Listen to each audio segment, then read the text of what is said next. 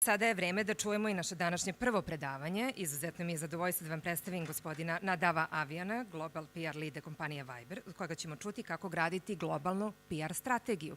Kao što je Jelena već napomenula, predavanje gospodina Avijana direktno ćemo prenositi našim kolegama, učesnicima Mokrogorske škole menadžmenta na Mokroj Gori putem Vibera, naravno. Mr. Avijan, please come to the stage. The floor is yours. Thank you. Okay, so first, good morning, everyone. It's my first time here, and it's so far an amazing city, and you look like an amazing, beautiful crowd. I want to talk today a bit about the things that drove us to become PR professionals, the things that some of us might have forgotten along the way, and hello?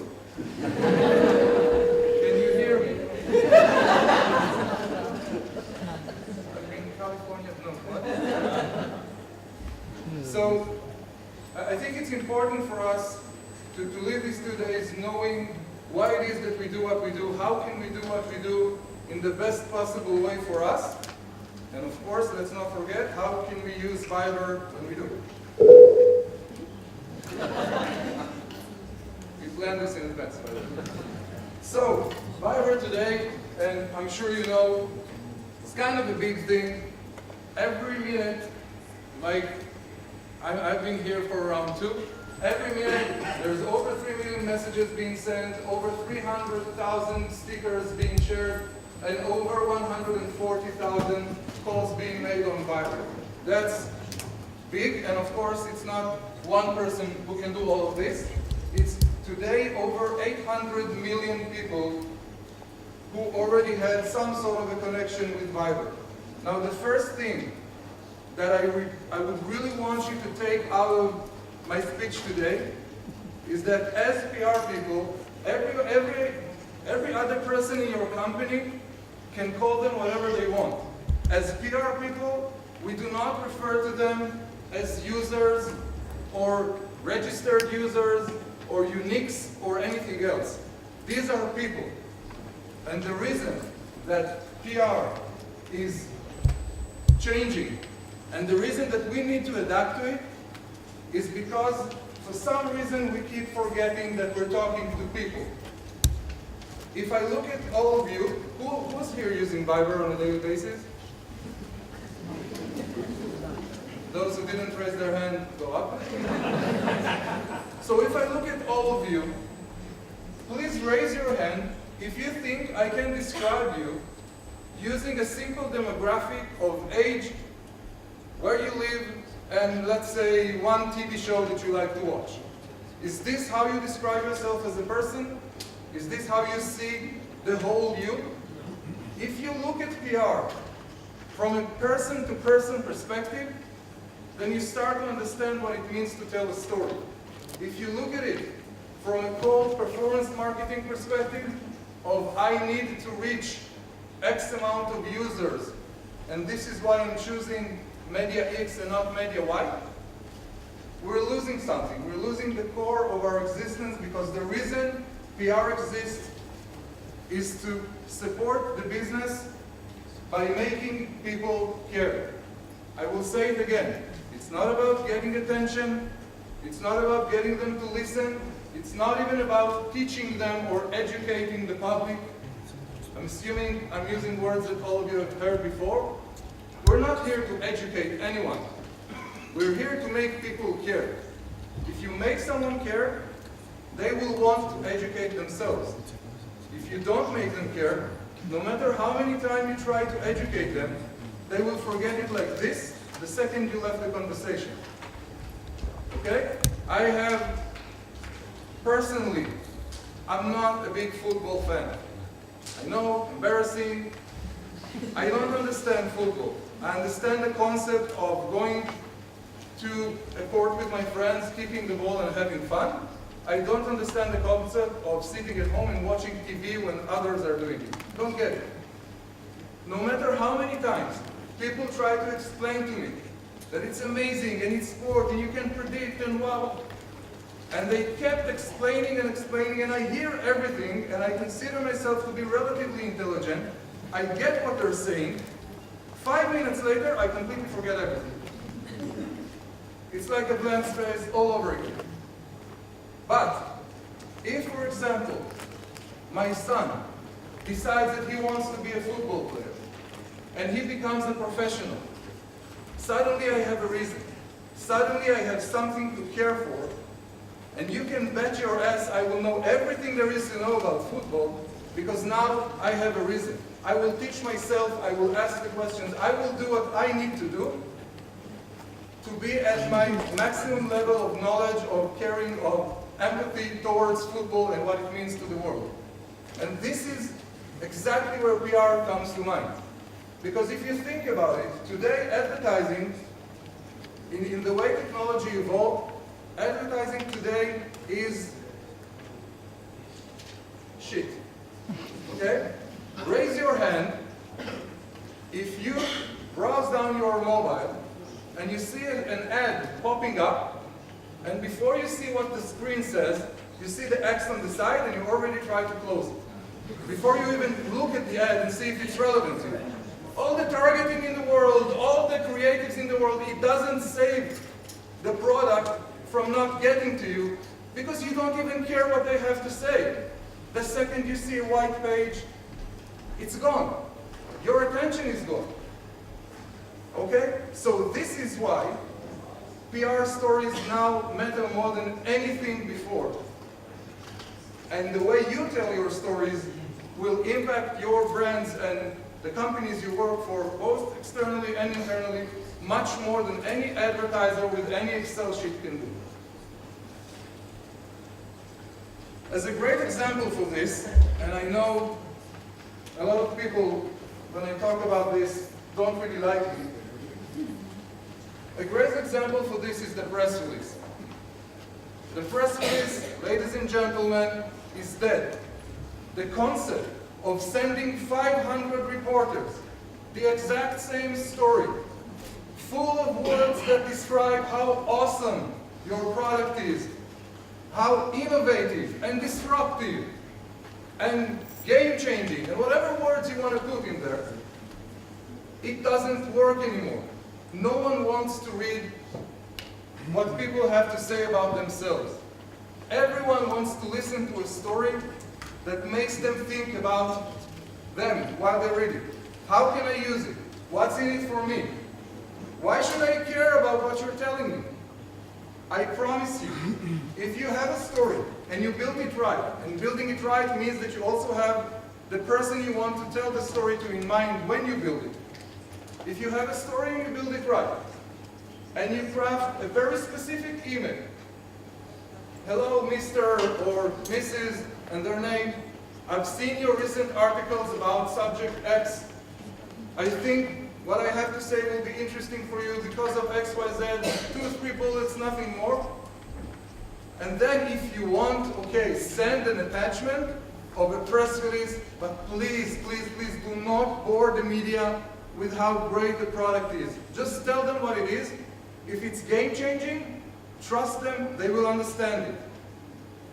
If it's disturbing the way, I don't know, finance works or taxes work, do you think someone needed to be explained that Airbnb or Uber will change industries? Do you think they had to have introducing a new game-changing app called Uber? A new game-changing app called Airbnb? Did they have to say the hotels industry might have a problem with the fact that Airbnb exists now? But it's happening. The hotels industry lobbied the city of New York to ban Airbnb from being able to rent apartments there because they're too afraid of what it's doing to their model. You can't, as far as I know today, you can't get an Airbnb apartment in New York. You can't, because it's forbidden. So, if you just think about the press release, that thing when you write, and you know, who here is working for an agency? Have clients on a retainer or some sort? And who here works for the client side? Great, so both sides know that when you have a story to tell, the agency goes out and writes a press release, then send it back to your approval. You delete a few words, you add a few words, you send it back to them, they send it back to you. In the end, there's something you all agree on. No one thought about the audience, and then you distribute it to 500 people, you get 6 articles, and you call it a success. Instead, target 9 individual reporters. Tell them the specific story from their specific angle.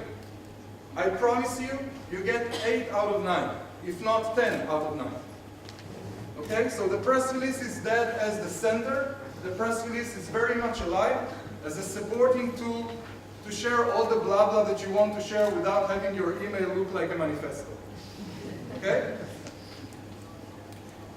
Now, when you think about a global strategy, and say you have a lot of countries to tell stories in, there is a very different way to tell a story in Serbia, in Nepal, in Israel, in the US. It's very, very different. If I joke here about President-elect Trump, maybe you will join me to laugh. If I do that in certain places in the US, they will never use my product again. Okay? So you can't possibly, no one can possibly maintain some sort of a work-life balance. And a work-life balance is important to us because we are creative minds. We need to absorb the world. You can't create this balance if you're building a specific strategy from scratch to every one of the single markets that you operate in. The only way to do it is to create some sort of a core. It's something that you go with it to any country in the world, and then you have your local team or your local staff member or agencies or whatever you want ready to localize it. Please note, I'm not talking about translating a press release. I'm talking about localizing the message. If my message, and excuse my poor copy, if my message is shout your dreams, then I'm sure there is a different way to shout your dreams here. And you know what, let's not go that far and in Bulgaria. Here versus Croatia. Let alone here versus Nepal or Sri Lanka or the US or the UK. Cultures see things differently. As long as you give them the core, they will take it from there and tell their own story like it should be told in their region. The cores that I'm using when building PR strategy for Viber, can't really see it here, it's 3 pillars called Drumbeat, Tentpole, and Epic. Let's talk a bit about each of those. So the drumbeat basically is you justifying the retainer that you're either getting or paying someone else. The drumbeat stories are the core functionalities of PR. It's the appointment releases, it's the new feature being launched today. We changed the UI of the app. We did something this, we did something that. We're arriving to here, we're doing that. These are all great drumbeat stories. The purpose of a drumbeat story is very simple. It's not to get PR exposure.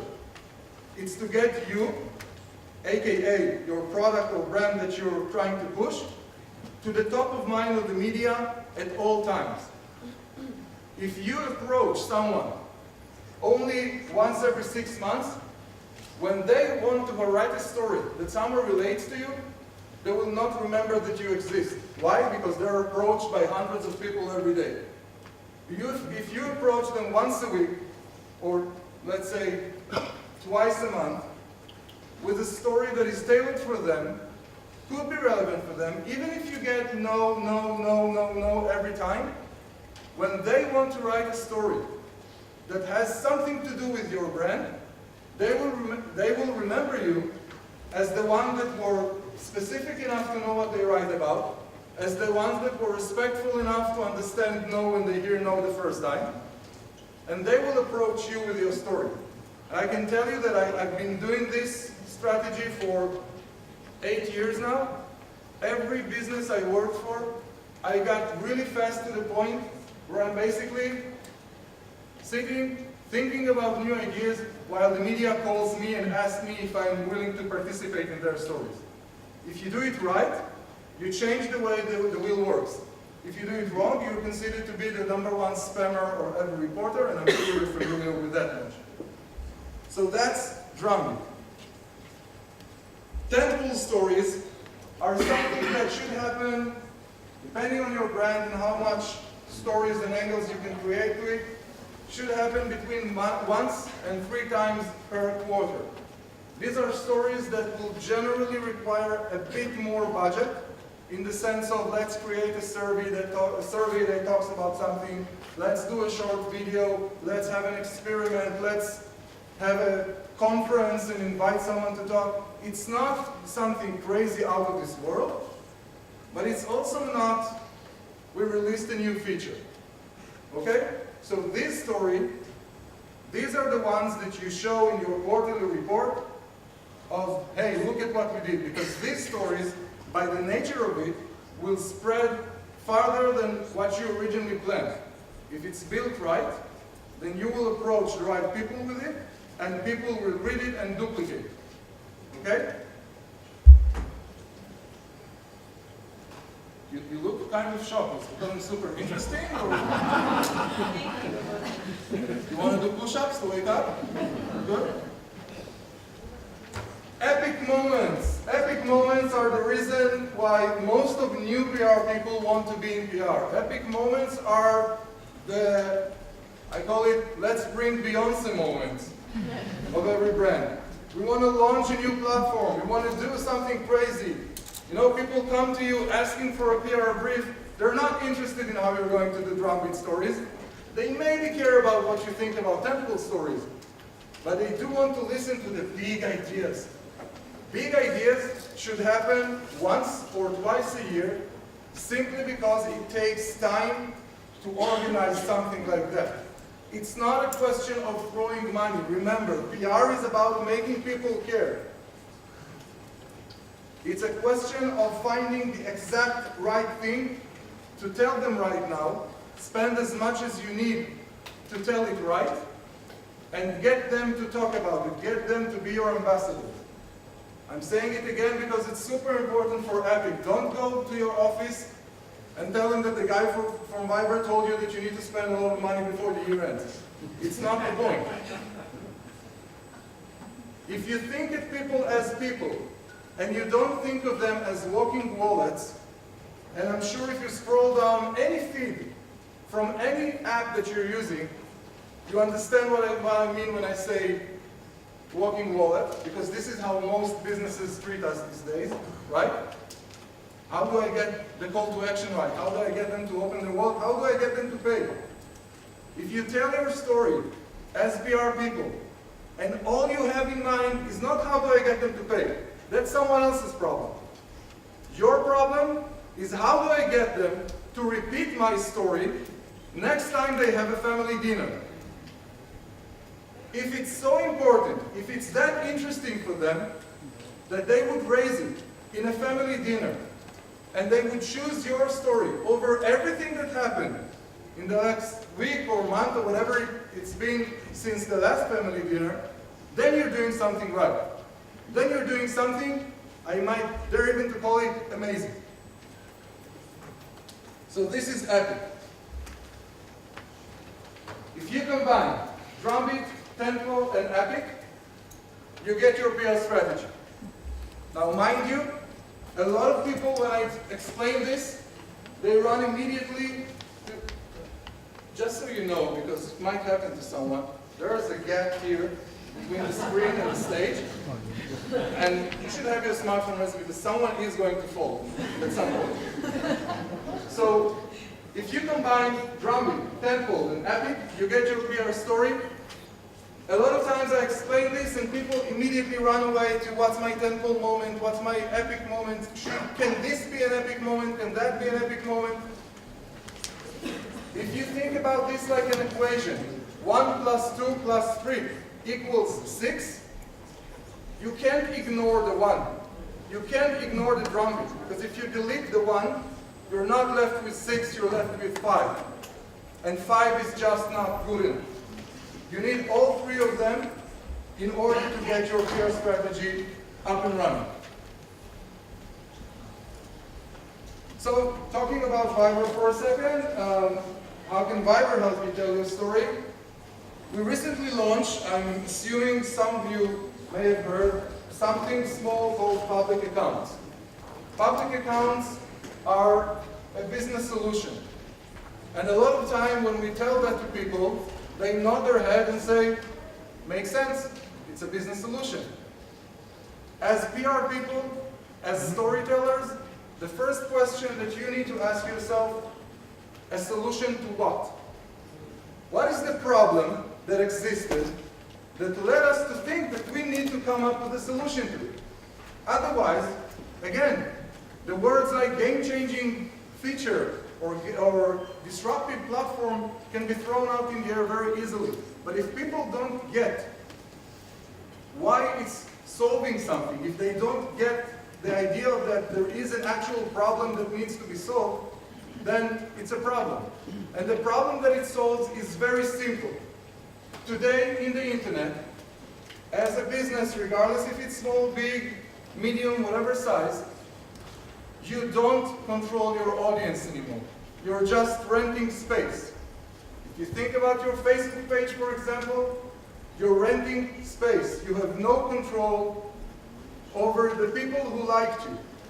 If you like my page, for example on Facebook, I have a personal blog, and you can find it on Facebook and like my page, and I'll know it was you, because the other one is my mother.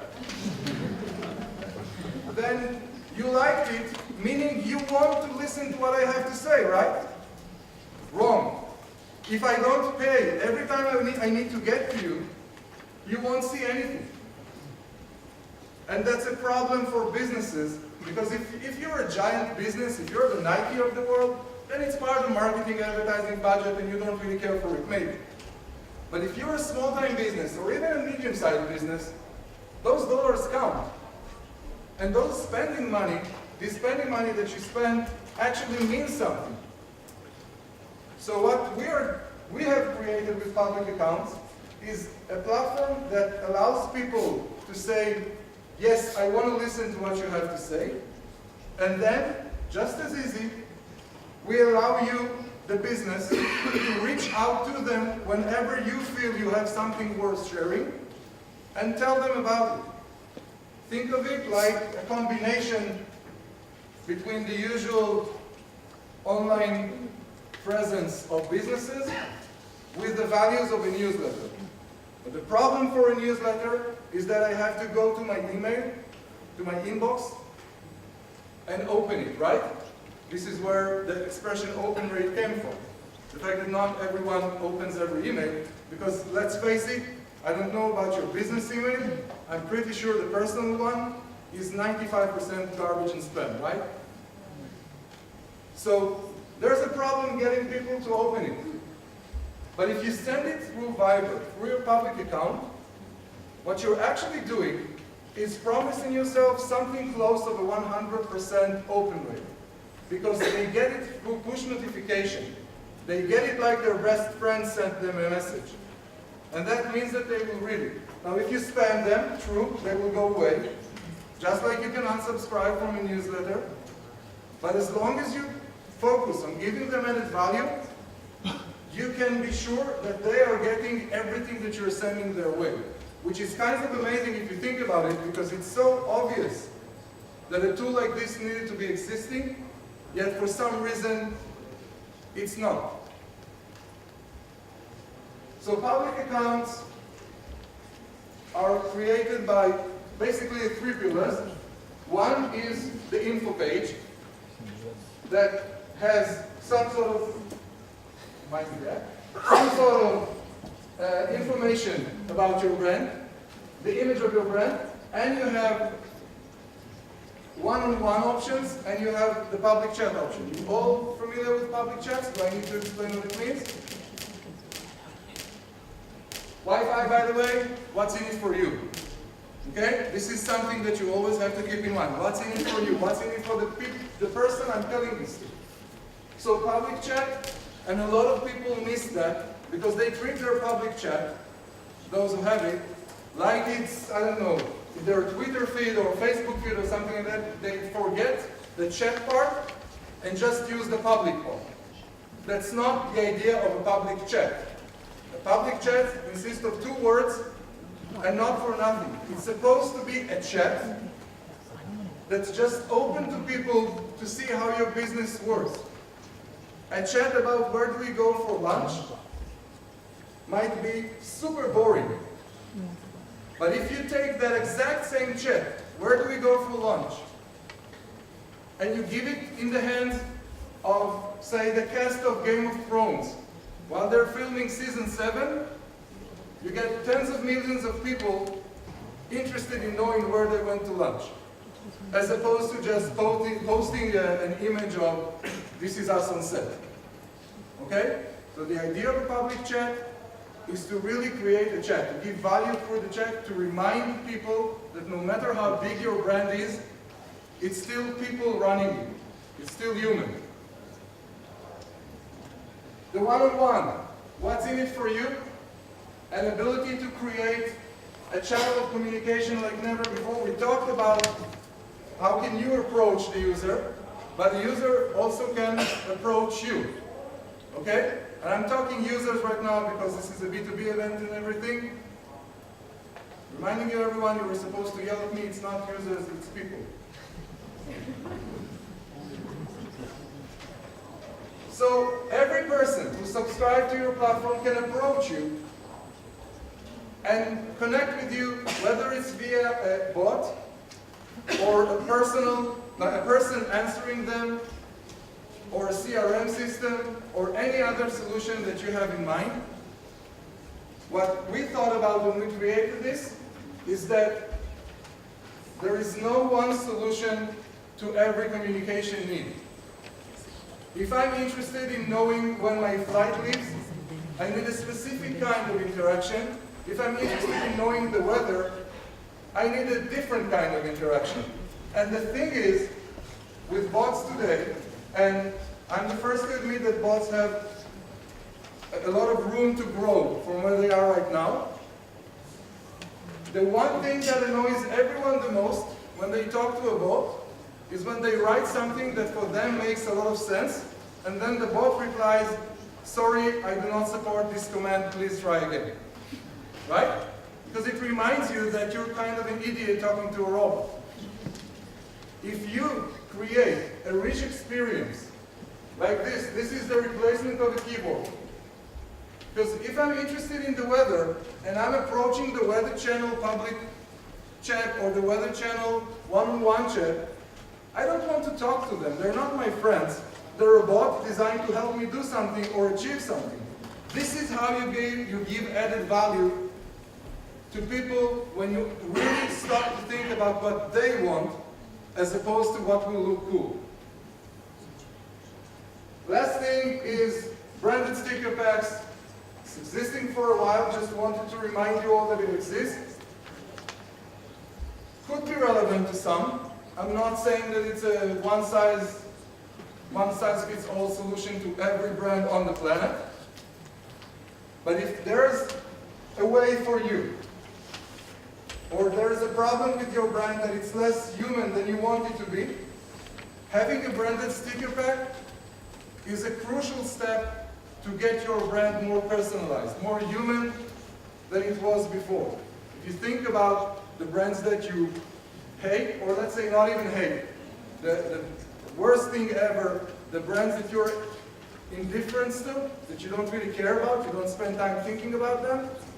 If I tell you that a brand like that created a branded sticker pack, you would probably go, no, you're just inventing stuff, it doesn't make sense. But if I tell you that a super cool brand, a brand you're passionate about, a brand that is known by telling great, amazing stories, created a sticker pack, you would go like, hey, I want to see what they did. That's another extension of the way we interact and have our story together. So, branded sticker packs, not for everyone, but worth the thought. This is the most important slide of all. Slide, you get it? Slide humor, presentation. Awesome. No geeks in the audience. Okay. Questions? Anyone? Hello? There are no vibrations. Yes.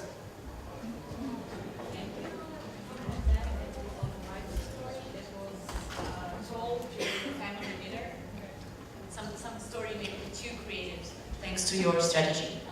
Well, we make it a thing not to listen to the people using Viber, so we're not actually attending their dinners. I do have a sense of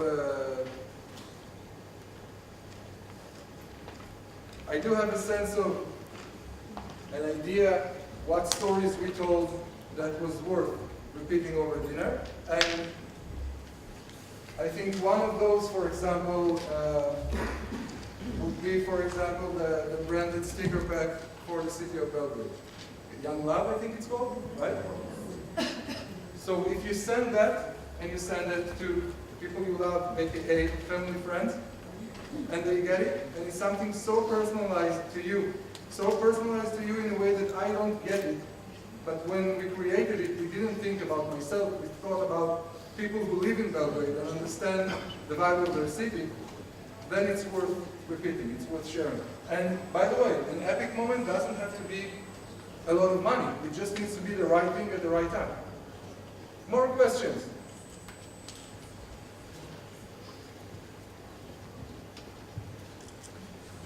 Anyone? Yes. Can you say a little more about how you create? Can you say a little more about how you create something different for each culture? You said you had a pack of ideas, but then the local people pick and choose, find the right combination for their culture, their community. And do you have an example of that customization, perhaps, or some way of understanding what you said?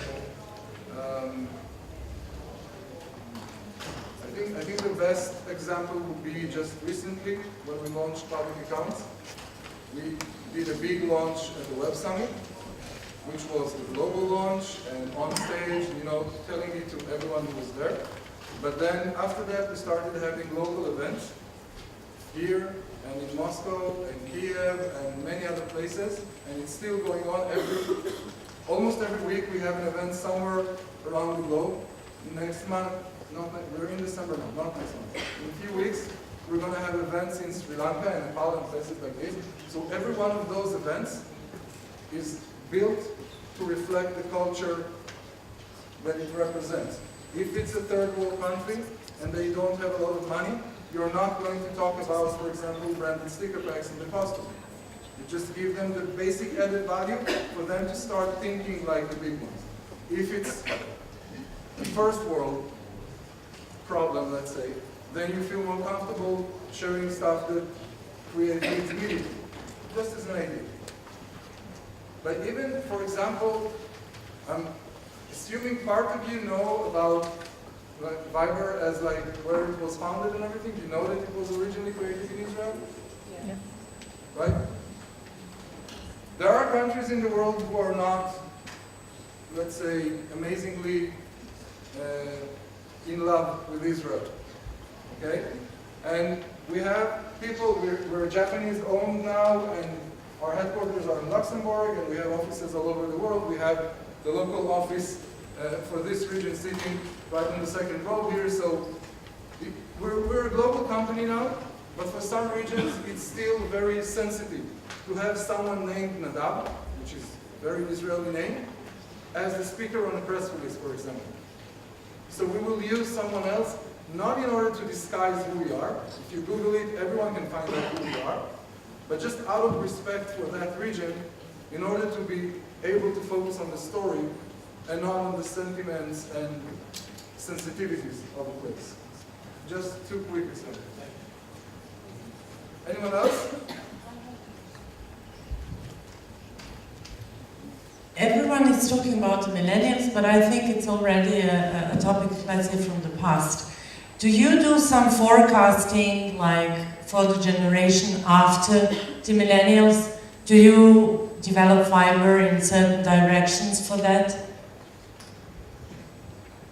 think that that's a great question. I think that every company on the planet is really interested to know what the generation after millennials will bring. Because I look at the faces here and I think most people here, say, existed before the internet became a thing, right? Google was created in 1999. Most people here, you look like you were born just a year before, you were very young. So in that sense, I think our generation was still familiar with the way the world worked without internet. The fact that you needed to open an encyclopedia, the fact that you needed to call someone's home and have their mother or father pick up before you can get to your friend. We still remember those days of not having any apps. I had an amazing conversation once with, I hope I'm not confusing his name, I think it was Steve Yankovic from eBay. And he said that around 2007 or something like that, someone from Apple reached him. He was heading innovation at eBay, and someone from Apple reached him and told him about this amazing new thing that they're working on that is super confidential, called an app store. And he wanted to know, would eBay be interested in having one of the first apps? Now when you think about the idea today, who doesn't want to have an app? When you think about it before, if you look at quotes from people after the first iPhone was released, most of them said that a touch screen phone would be horrible, that no one would use it, because we need an actual keyboard. So trying to predict what the future will bring, I think it will just send you to a path of overthinking instead of executing. But if you're focused on today, on how people treat themselves, the people around them, their interactions with the world today, then you're in a far better place than reading some research from college from somewhere, 5 years back, 1 year back, that's not relevant anymore. So in that sense, I would say we're focusing on the future by doing what we can today. We're not focusing on the future with guesses and hoping that it will, I don't know. I'm still waiting for my flying skateboard, so who knows. Anyone from, other than the first row? These guys are just helping me to break the ice. You guys need to ask all the questions. Anyone? Thank you very much.